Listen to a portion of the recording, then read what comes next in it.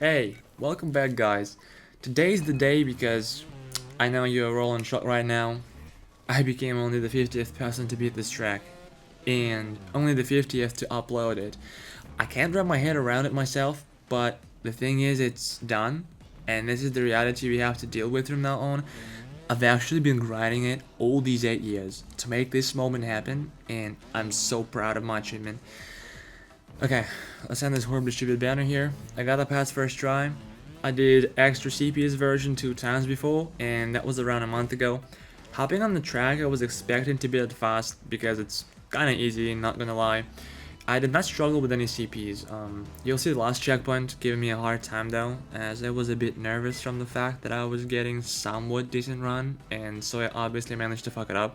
This is only the third level 6 for me, therefore getting close to beating the track still gets on my nerves, and I start playing like a brainless disabled monkey. I like the track, it's fun, it's got no bullshit checkpoints, the obstacles are cohesive and it lacks difficulty spikes. All in all, great track, definitely worth trying if you are looking for an easy 6. But I decided to make another commentary not because I wanted to tell you about the track. I wanted to talk about my compulsory 1 year service in the Russian army. The initial plan was to beat Badlands and make the commentary with it, because then the name of the track would fit the meta very well, but I guess I have no patience. So in Russia, you either graduate after 9 or 11 years of school, with latter opening university doors for you. You get an army service delay while you study, so you can only be drafted when you are done. I did 9 years of school, so I could only go to college for 4 years, and then if I wanted to go to university, I wouldn't get any delay of service for that, and I would have to serve first before getting another degree. You had to be between 18 and 27 years old to get drafted, which some people use in their favor. They did 11 years of school, then went to university for 4 years, then did bachelor's degree and so on. Basically studied until 27. I know people like that who spent a very large portion of their 20s avoiding the army, getting degrees they're not interested in. The funny thing is, the government raised the boundary to 30 years recently, so imagine people's faces when they realized that all those years of intense scholarship that were motivated by dodging the service are gone to waste. Some people bribe military office, some relegate. For example, a colleague of mine, a junior developer, flew himself to Kazakhstan to avoid the army. None of that was an option for me. I didn't have the money for a bribe, I couldn't go to uni after college, and I didn't want to relocate. So I said to myself something like, fuck it, let's look at it as a 1 year vacation where I'll get some rest from coding with ultimately unique experience. I heard stories about Russian army, but I honestly hoped that all the negatives would avoid me. My hope proved to only be hope in the end, unfortunately. I got drafted at the end of November. It was cold as fuck with no snow. From the first encounter with military office employees, I got a notion of what kind of people I'll be dealing with for a year. A psychiatrist asked me a question: what is the difference between a mistake and a crime? I answered that these are two absolutely different words, and to me they have no common ground to even start thinking about the differences. It's like asking the difference between a crocodile and a cloud. Some crimes are mistakes and some mistakes are crimes. And he said I should think better, and I told him this is my final answer. He became nervous and told me he's gonna send me to the mental hospital if I continue fucking around.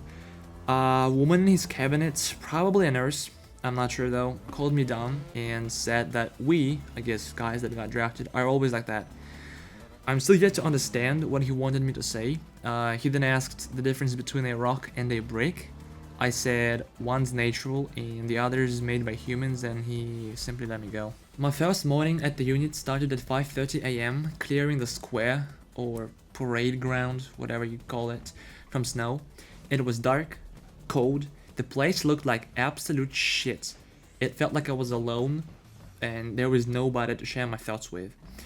There were guys who just arrived like me, and guys that already served for 5 months. We called them granddads. If you think that help us come around and get used to the place, you're wrong. There was a clear division between newcomers and them. The traditions and customs were that granddads are basically gods. They could shit on you, give you orders, call you names, harass you, all to break your will and self-respect, rendering you a puppet, basically. You had to refer to them as comrade privates. They could refer to you as dumbass, worthless, and simply you, if they were feeling nice at the moment. They were the same rank as us, and officers didn't know about such customs. At least they said they didn't when you told them about it, but nothing meaningful was done after, and life simply went on. Granddads didn't do physical work, but only stood nearby watching us. Weekends were days where we got up at 7:30 a.m. instead of 6:30, so imagine the pain getting up at 5:30 a.m. on your weekend to clear the snow while someone is still sleeping and you know will continue sleeping right up until 7:30. Surgeons were complete assholes too and favored granddads and all they did. We had 3 of them, and only one was super chill and nice to us and treated everyone with respect no matter the months of service. Other 2, it seemed like they were competing with each other for the most revolting human being on earth. They could dispatch you to a detail for looking at them. Or not looking at them. The reason could be anything that they could come up with. God, if your 24-hour detail having 3 hours of sleep? How about a good old physical work? Cleaning floors, relocating heavy stuff, putting on mops suit on time. Some guys could be dispatched to a detail 3 times in a row, like me, simply because of schedule, and nobody would reconsider it, meaning you slept for 3 hours every 2 nights, and trust me when I say, sleep hours matter when your regular day consists of pure physical labor and mental harassment for 16 hours and 21 on detail. Sitting or resting while not sleeping was not allowed. Granddads didn't do no details, by the way. And you know the funny thing? All newcomers after getting such treatment unanimously said that they would never treat the next newcomers the way they were treated, that they would be friends with them and we would be one big family breaking this doomed circle. What happened on newcomers' arrival? 95% of yesterday's slaves became masters and the circle continued. I and a couple other reasonable soldiers watched this shit circus with awe until the end of service. It was in the army that I truly grasped the meaning of saying, slaves do not dream of freedom, they dream of their own slaves. If I'm being honest though, it was to be expected. The majority were not good people. First of all, we were segregated because of our workplaces. Musicians, aka orchestra, shiftmen, I was a shiftman by the way, bathhouse, gym, etc. Shiftmen were hated because we mildly participated in unit life, as we had worked for another unit and most of the time didn't have to put up with the shit our surgeons came up with. Instead, we spent time with educated officers doing relatively fun and felt-inducing radio-related work. We could expect to come back to the unit after a workday and find out a toothpaste, a shampoo, just something from our drawer stolen. We could also expect to be doing any kind of physical work instead of resting, so the usual schedule was work in the unit in the morning, work in the second unit in the day, then work again in the first unit in the evening. The head of the unit prohibited visits, and getting to see your parents was nearly impossible. I was lucky that officers from the second unit were understanding, and I personally managed to get 4 visits during that year. I could honestly talk for hours about that year of my life, but I sadly lack the footage. I have so many stories, like about me earning a pneumonia from extensive work outside in the winter in thin clothing, or about a soldier trying to commit Sudoku. Serving 1 year there felt like getting put in jail, except you have to commit a felony to end up in prison, and army gets you for nothing. Looking back, it feels like I wasn't there. Like I was watching a movie about someone going through these terrible things. I guess it's just the way psyche works.